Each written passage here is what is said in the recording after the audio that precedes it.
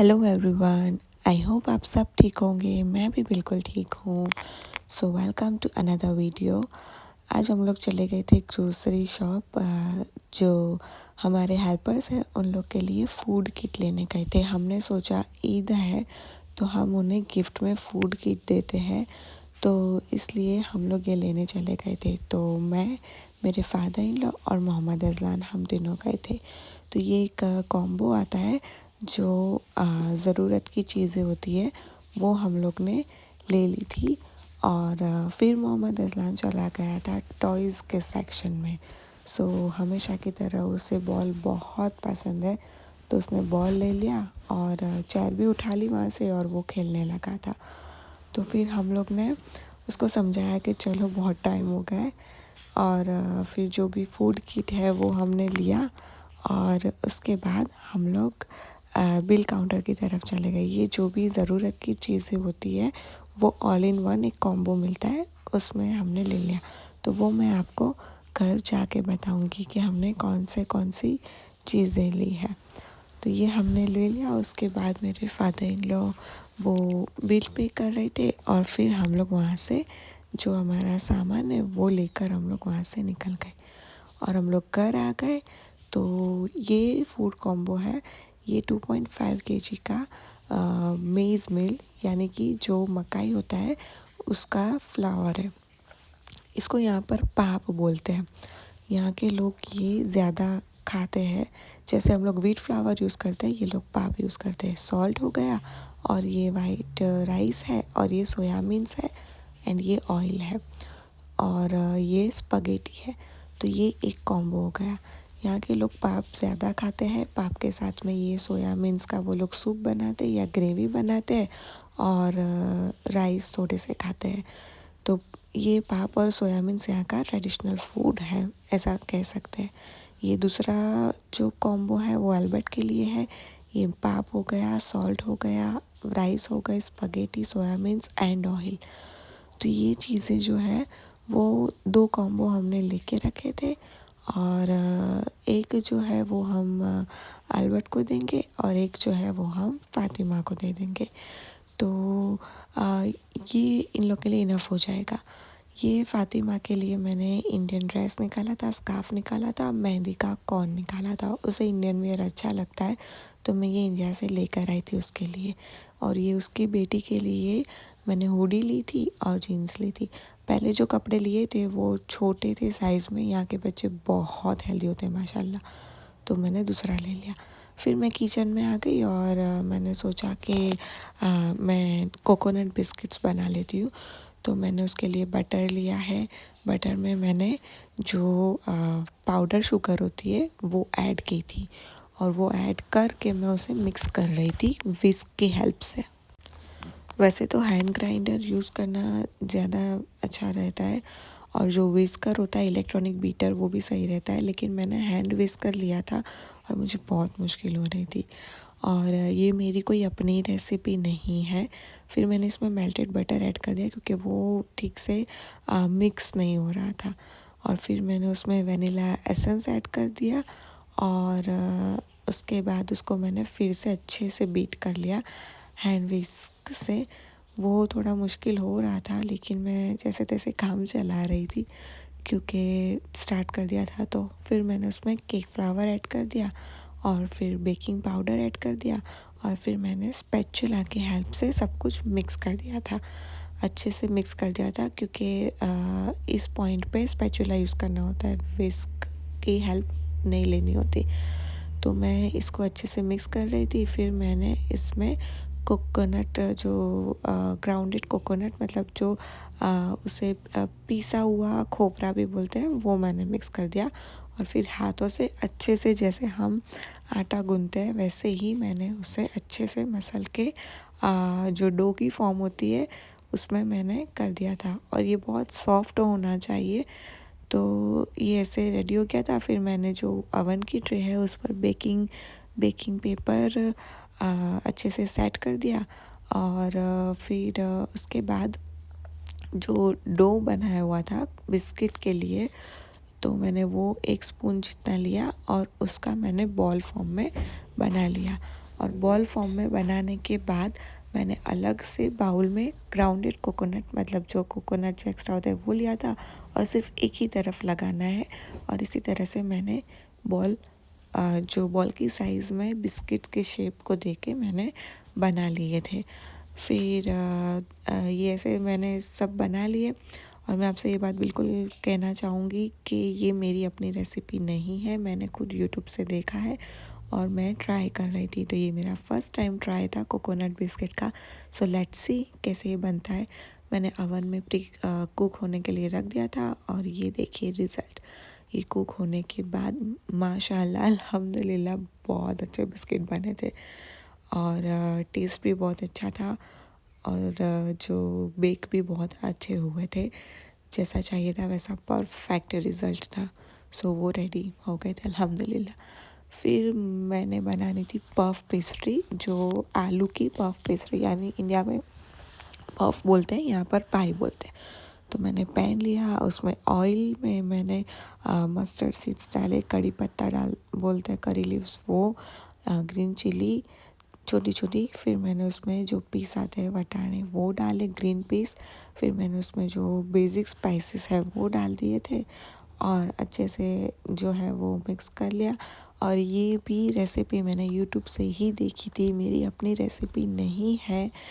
तो मैं यहाँ पर कोई क्रेडिट नहीं लेना चाहती कि मेरी अपनी क्रिएट की हुई रेसिपी है।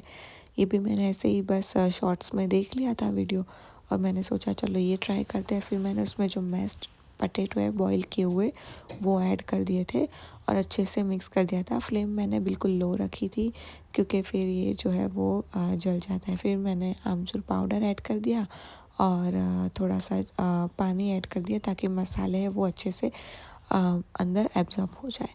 तो ये सब मैंने मिक्स कर लिया। फिर उसके बाद मैंने उसमें चाट मसाला भी ऐड किया था। तो ये सब मिक्स करने के बाद चाट मसाला ऐड कर दिया था और जो ग्रीन कोरिएंडर है वो तो मस्ट होते हैं, अगर वो हमारे पास है तो वो भी ऐड करने हैं। थोड़ा सा मैंने लेमन के जो ड्रॉप है वो डाल दिए थे और फिर लास्ट में ग्रीन कोरिएंडर ऐड करके सब मैंने मिक्स कर लिया था। तो ये जो है वो मेरा रेडी हो गया था, जो आलू की फीलिंग होती है पफ के अंदर वो। तो फिर जो धनिया से गार्निश करके रेडी कर लिया था मैंने और फिर मैंने फ्लेम ऑफ करके उसको कूल डाउन होने रख दिया था।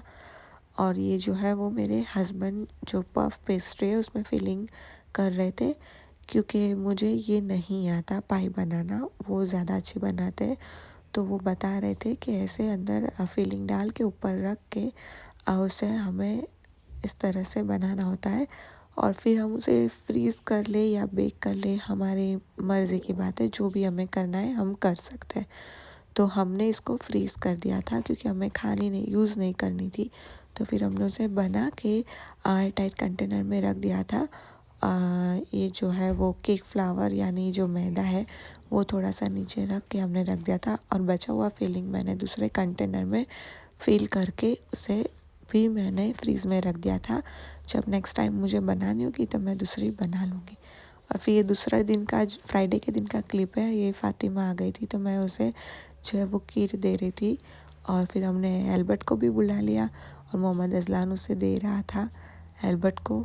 वो लोग बहुत खुश हो जाते हैं अगर हम उन्हें गिफ्ट्स देते हैं तो उसको जो है वो दे दी किट और फिर वो पीछे उसके रूम में चला गया, वो हमारे घर के पीछे ही रहता है। फिर मुझे बनाने थे चिकन बन्स, तो मैंने उसका डो रेडी कर लिया और ये चिकन बन्स की भी रेसिपी जो भी है वो मैंने यूट्यूब से ही देखी थी, मेरी रेसिपी नहीं है। तो उसमें मैंने यीस्ट डाला था, शुगर डाला था, सॉल्ट डाला था। शुगर बिल्कुल 1 टीस्पून था आई थिंक, सॉल्ट पिंच था और यीस्ट के अंदर मिक्स करके डाला था। फिर उसके बाद मैंने उसमें केक फ्लावर डाल दिया था और लुकवार्म वाटर से मैंने उसका डो बना लिया था।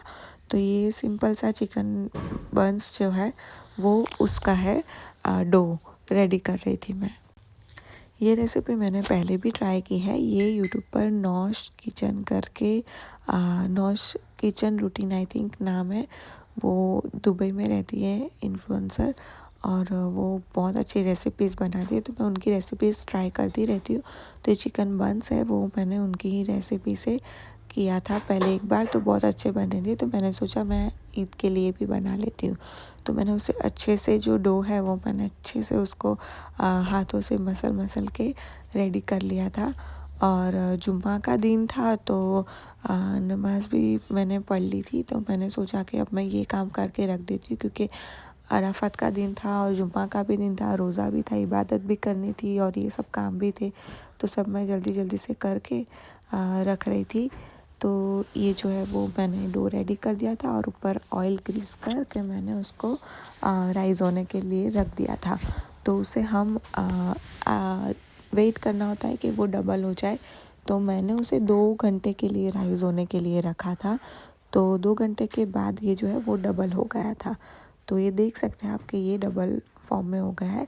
फिर मैंने उसको ले लिया, अपने हाथों से फिर से थोड़ा सा मसल लिया और जो केक फ्लावर है मतलब मैदा वो मैंने रखा काउंटर पे। और फिर उसके बाद मैं उसके अच्छे से उसको राउंड शेप में रख के कट करने वाली हूँ। और उसके आई थिंक 8 शेप्स हुए थे, 8 बॉल्स हुए थे।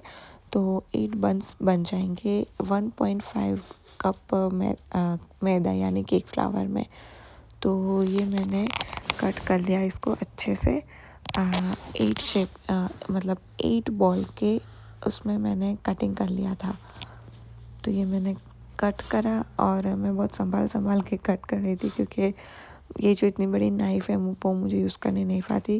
और कटर पता नहीं कहाँ, पिज़्ज़ा कटर जनरली यूज़ कर सकते हैं लेकिन वो पता नहीं मैंने कहाँ रख दिया था। तो ये कट हो गया और उसके बाद जो है वो एक पोर्शन निकाल के मैं उसको बॉल साइज़ में से हाथों से ही टैप टैप टैप कर लूँगी। और जो चिकन की फीलिंग अंदर हमने डालनी होती है वो चिकन की फीलिंग मैंने 2-3 दिन पहले शायद बना के रख दी थी, पहले से ही फ्रीज़ कर ली थी और वो मैंने निकाल ली थी। और डिफ़्रोस्ट करके चिकन की फीलिंग जो है वो भी मैंने जो यूट्यूब से ही देखी थी, ये पूरी रेसिपी उसमें से ही बनाई थी।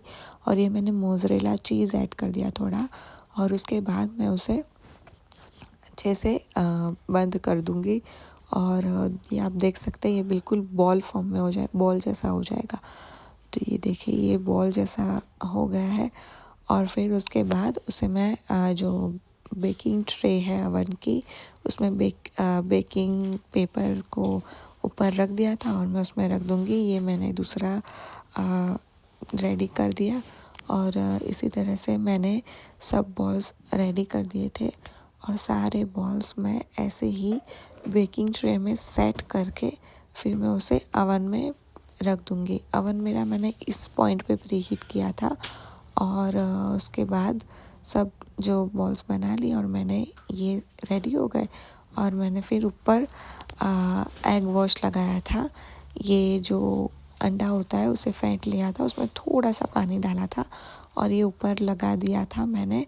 और उसके बाद मैंने उस पर black and white same seeds यानी जो तिल बोलते हैं इंडिया में, वो ब्लैक एंड वाइट तिल जो है वो मैंने ऊपर ऐसे डेकोरेशन के लिए लगा लिए। वो आप नहीं लगाना चाहते तो आपकी मर्ज़ी है, लेकिन बहुत अच्छा लुक आता है और बहुत अच्छे लगते भी है।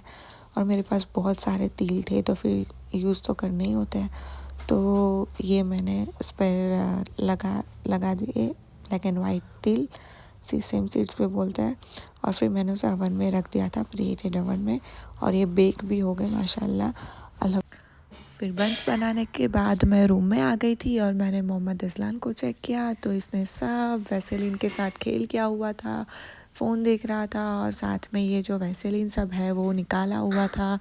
तो फिर मुझे एक और काम मिल गया करने के लिए, तो वो सब मैंने उसे सब साफ़ किया। और मिलते हैं नेक्स्ट वीडियो में। तो आपको वीडियो अच्छी लगी हो तो लाइक करें, शेयर करें एंड सब्सक्राइब करें। Thank you. अल्लाह हाफिज़।